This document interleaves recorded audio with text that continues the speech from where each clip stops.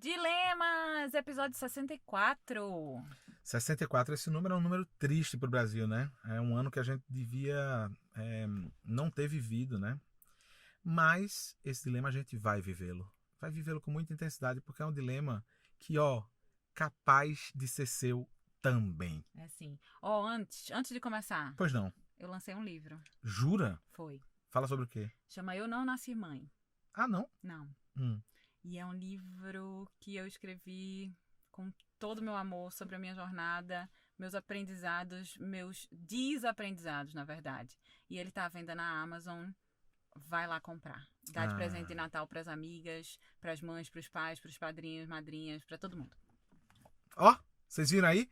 Começando aqui com o Mechan, então já aproveitamos e mandamos outro Mechan. Você pode ser apoiadora ou apoiador do Dilemas. Como, Pedrinho? Simples. Você entra no apoia.se/dilemas, escolhe lá um valor e diz assim, ok, vou fazer um apoio recorrente e manter esse podcast livre de marcas, propagandas, Mechan. Vou dar um spoiler sobre esses todas. apoiadores. Vou dar um spoiler. Qual é? O spoiler é, todo mês de novembro já estamos fazendo a nossa confra. Eita, verdade. A gente pulou dezembro, vamos pular dezembro. E as confras estão acontecendo toda sexta no nosso boteco do Zoom. Sempre com um convidado especialíssimo. E tá sendo incrível. Sendo incrível. A primeira sexta-feira a gente teve Flaira Ferro cantando pra gente, acompanhada de Igor Carvalho. A gente na segunda sexta-feira teve Vanessa Moreno. E eu não vou contar quais são as próximas não, porque aí você entra lá e você fica sabendo. Mas é exclusivo para quem é apoiador do Dilemas ou apoiadora do Dilemas e a gente gostaria muito de ter vocês lá. Então é isso, apoia-se/dilemas, esperamos vocês. Caboge, vamos começar? Solta a vinheta, querido. Dilema vem do latim. São duas premissas, pontos de vista contrários. E aí, ao ceder ou negar uma delas, se chega a um novo lugar. Um problema Que é um confronto entre duas soluções. No dicionário hipster, treta. Situações embaraçosas. Dilema É um problema a ser resolvido, ou não. a ser entendido. Putz, discordo. É? Então temos um dilema. Bem-vindas e bem-vindos. Esse é o Dilemas, podcast com Lua Barros. E Pedro Fonseca. Bom dia, Lu e Peu. Bom dia. Eu adoro bom dias, então vou fingir que estamos tomando um café da manhã junto. Que coisa gentil. Como vão de quarentena, pandemia? Aqui, né? Aqui. Bom, meu dilema tem se estendido por um tempo já. Deu tempo até de se transformar, já foi assunto de desabafos, discussões, debates com família, amigos, namorado, terapeuta. A resposta é sempre. Mas você já sentou para conversar? Eu estou me adiantando. Vamos começar. Meu nome é Valentina, trabalho com minha família numa empresa familiar. Haha. Como toda família que passa tempo demais junta, temos conflitos e desacordos. O problema é quando eles não se resolvem e voltam a ocorrer de novo e de novo. Eu acho que é comum, viu, Valentina, nas famílias. Bom, quando a minha irmã engravidou, ela foi diminuindo o ritmo de trabalho e até aí tudo bem. Nos ajustamos para ajudar como dava e dividir as tarefas, já que tínhamos esse privilégio, né? O que acontece é que depois dela ter o bebê e passar pelo período de resguardo, de licença, de passar pouco mais de ano, esse ritmo não se estabilizou. Ela não consegue se ater a uma rotina, hora vem de manhã, hora de tarde, hora nem vem, só que ela não só é dona da empresa, ela é parte fundamental. Existem decisões que eu preciso do auxílio e da opinião dela, e essa inconstância atrasa e às vezes atrapalha o fluxo de trabalho. Eu não quero ser insensível nem faltar na empatia, afinal eu não tenho filhos e por mais que eu veja o dia a dia da minha irmã e cunhado, criando meu sobrinho e entenda como é difícil essa profissão parental, não tenho a mínima ideia do que é criar um ser humano. Por isso, eu tenho uma dificuldade enorme de sentar e tentar discutir isso com ela. Fico sentindo que estou sendo desrespeitosa com a realidade em que ela vive sendo mãe. Por outro lado, meus pais vivem reclamando da carga de trabalho que ela está ficando pesada por conta desses desencontros e enroscos que são causados pela não rotina. Eles dizem que vir a uma empresa uma vez por semana não resolve os afazeres. Não sei se concordo. Acho que o que causa estranhamento e frustração é não saber quando essa uma vez por semana será e não saber se durante os outros 4 dias da semana aquilo que tem que ser feito está sendo feito ou se existe outra forma de tocar o serviço à distância, porque fica meio confuso. No ano passado até chegamos a tocar no assunto, pois meus pais já estavam ficando desgastados com essa falta de rotina e o serviço começou a pesar. A discussão não foi fácil, nunca é. Ela se sentiu acuada e meus pais magoados, porque a conversa estava sendo difícil. Bom, no fim, o combinado foi que ela veria com meu cunhado e minha mãe os horários para que todos conseguissem equilibrar, ficar com o Enzinho, ir para o trabalho, conseguir trabalhar e conseguir efetuar os serviços domésticos. Funcionou por um tempo e estávamos nos adaptando, mas com a pandemia foi-se a constância. Escrevendo esse e-mail, sinto ainda mais insensível, tipo madrasta da Cinderela mesmo. Por isso queria a opinião de vocês, ou bronca se for o caso, ou uma sugestão, ou uma luz. Como conduzir essa discussão de forma respeitosa, mas assertiva? Como chegar num acordo que funcione?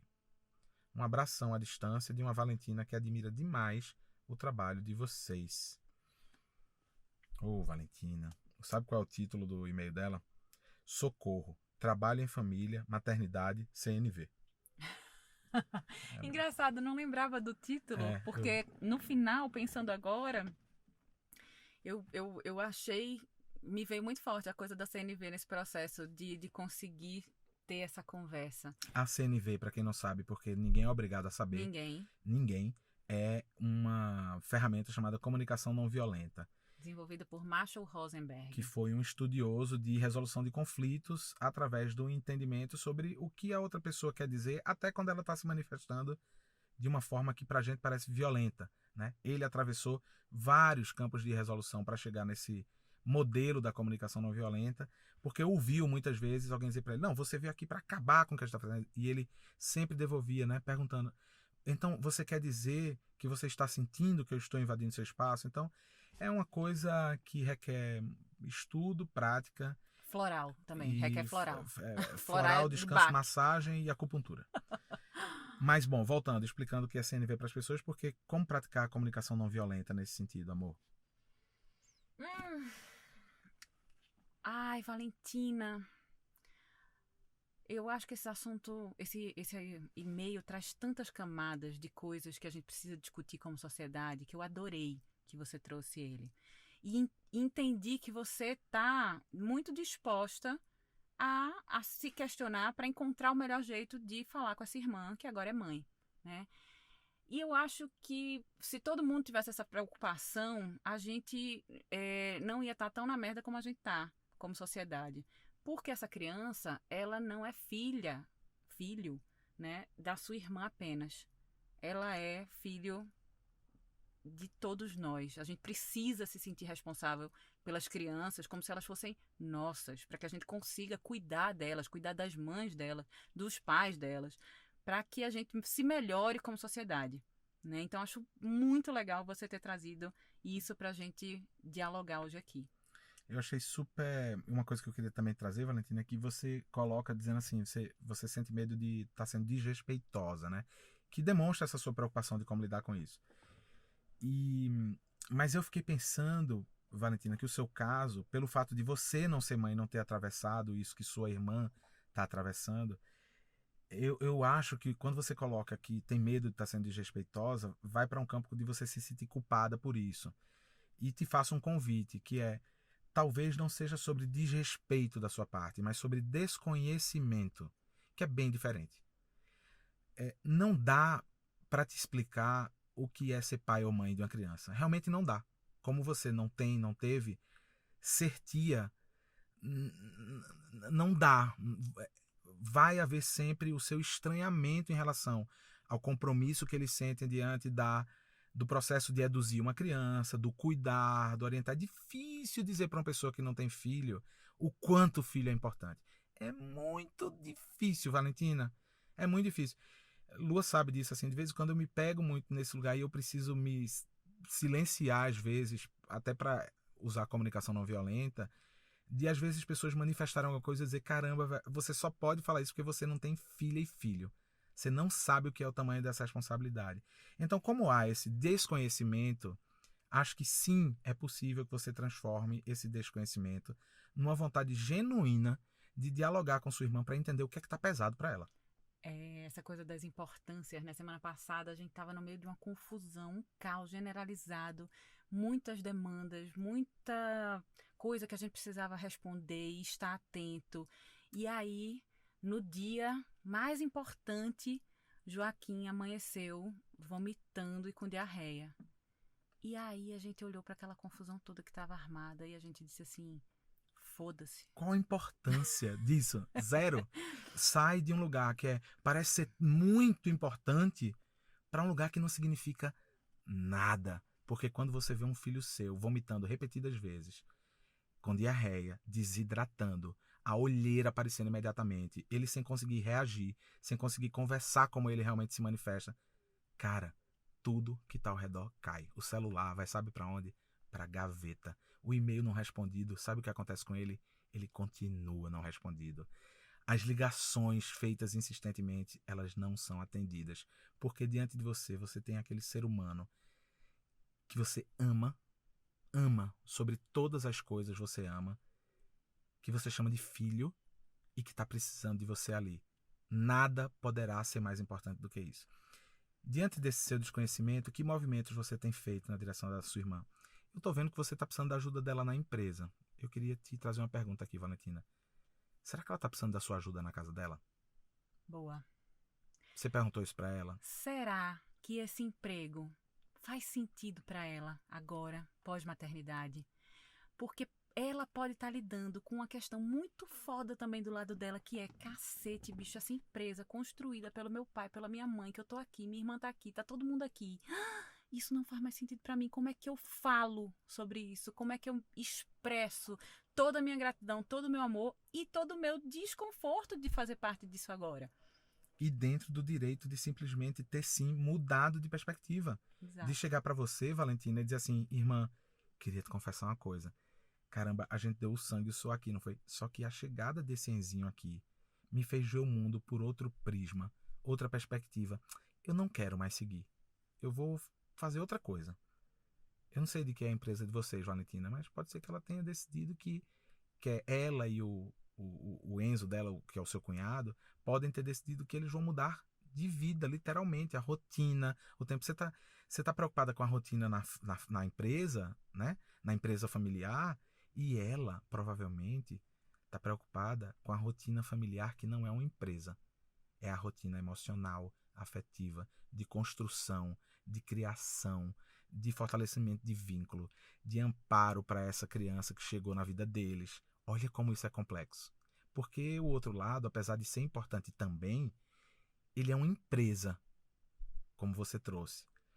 Mas como ficam as relações familiares entre vocês? Como fica a relação familiar entre vocês, independente desta empresa? Muito bom. Do que é que sua irmã está precisando? Sua irmã que é mãe. Do que é que seu cunhado está precisando? Como é que a mãe e o pai de vocês, que fundaram a empresa, mas que de certa forma também fundaram vocês, porque vocês são filhas deles, estão enxergando esses movimentos agora de terem se tornado avós? E me parece que vocês acolheram muito ela, né? Nessa transformação, nessa chegada desse Enzo, desse puerpério. E se coloca uma coisa que é muito comum nas empresas, que é uma sensação de que eu devo alguma coisa. Puta, a minha licença maternidade foi de 6 meses, então na minha volta eu preciso voltar com tudo, porque eles me deram isso. E essa relação ela é muito cruel e massacrante para a mãe. Porque, assim, 6 meses não é nada. Nada. Não é nada, não é nada, não é nada. A pandemia está aí para nos mostrar que as estruturas físicas das empresas, elas também não fazem muito sentido, ou qualquer sentido. Que um trabalho ele pode ser realizado de forma remota, em outro ritmo, em outro horário, com o filho aparecendo na câmera do Zoom, com o filho pedindo para limpar o cocô no meio de uma reunião. Porque é assim que a vida se dá, é assim que a vida acontece. Né? A gente não está apartado dos filhos quando a gente sai para trabalhar. A gente está junto, eles vão junto com a gente. Né? E as estruturas das empresas criaram essa divisão. Da porta daqui de dentro, né? A sua vida pessoal fica para fora. Quantas mulheres não já ouviram esse tipo de coisa? E não tem isso. A gente carrega essa vida pessoal para dentro da empresa. Então, eu entendo toda a questão que você trouxe, mas eu acho que o ponto de princípio para uma conversa que é regida pela comunicação não violenta, é uma conversa onde você está mais disponível para escutar do que para falar. Muito bom. Eu posso fazer uma suposta pergunta? Por favor. Caboge, solta a vinheta, por favor. Quem sabe, talvez, suposta pergunta, se fosse uma vez, suposta pergunta do ouvinte. Suposta pergunta do ouvinte. Vamos imaginar que a irmã dessa Valentina que nos mandou esse dilema, essa que teve um filhinho, né, que está atravessando esse puerpério, porque ainda está, né? Sim. Atravessando o puerpério. Suponhamos que ela esteja ouvindo a gente hoje. Vamos supor que a Valentina que nos mandou o dilema diga assim: irmã, falei de você, queria que você ouvisse. Para essa mulher que está atravessando o puerpério e que deve estar atravessando também toda essa turbulência de pensar sobre qual é a verdadeira relevância e sentido desse trabalho, dessa empresa familiar, diante da constituição e da construção da sua própria família, o que é que a gente podia dizer para ela?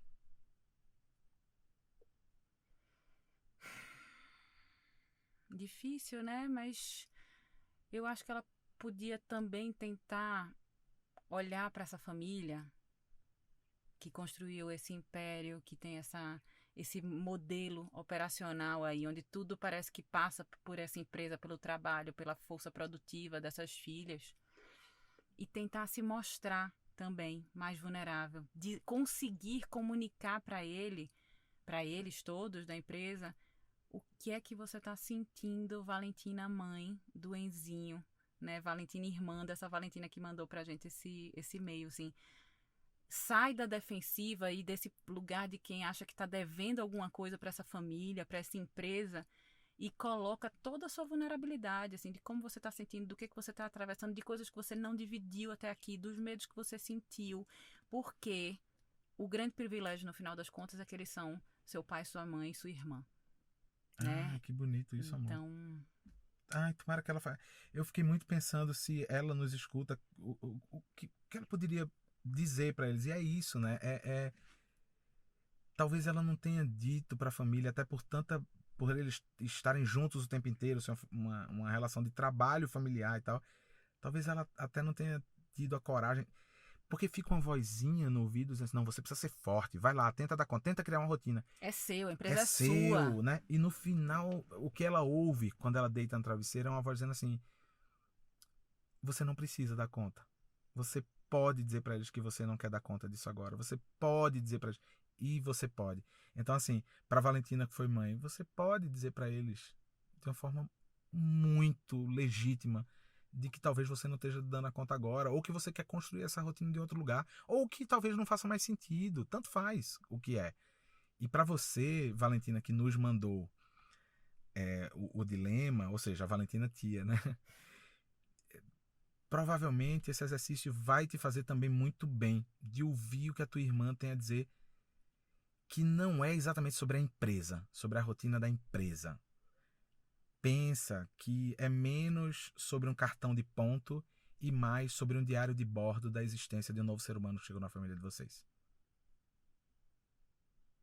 Pensa que hoje o que diariamente ela precisa fazer não é registrar um horário de entrada e saída. É escrever uma história sobre a permanência dela ali na construção dessa outra relação dentro da família dela. Sabe que eu pensei agora, Peu, que essa coisa que a Valentina traz, né, sobre o que não está dito e o que está sendo sentido por todo mundo, eu acho que esse é um mal que se coloca nas famílias, nas relações, nas empresas, entre mãe e filho, entre filha e mãe, entre sogra e nora. A gente supõe um monte de coisa, a gente sente um monte de coisa e a gente não consegue parar para ter um diálogo, porque a gente vai se munindo das nossas mágoas, dos nossos medos. Assim, a Valentina traz, né? Medo de parecer insensível, né? De ser desrespeitosa. Do outro lado, tem uma pessoa igualmente com medo de faltar com a força de trabalho dela, que sempre fez parte da empresa e agora não está fazendo mais, porque de fato, nessa não rotina, talvez o trabalho não esteja acontecendo como deveria acontecer. Então, tem faltas e faltas sendo nutridas e o diálogo não está sendo nutrido. Sim. E sobre o trabalho em si, que é uma coisa que me ocorreu, como é que diante disso vocês podem mudar este trabalho? Entendi que é uma empresa familiar. Mas como é que então vocês mudam diante dessa perspectiva e conversando com a sua irmã, Valentina, que novos lugares vocês podem chegar para esse trabalho? Que fronteiras vocês podem expandir a partir do pensamento de uma empresa familiar para que talvez outras pessoas componham esse universo? Porque é isso, né? Assim, uma decisão a partir dessa experiência com essa sócia proprietária dessa empresa, ela pode fazer com que a empresa de vocês seja absolutamente transformadora e acolhedora para mães. E aí, desculpa, isso sim é do caralho. Eu lembrei a gente tem um amigo, gente, que ele era dono de uma grande empresa. Ele começou como office boy e foi trabalhando, ele se transformou em sócio majoritário.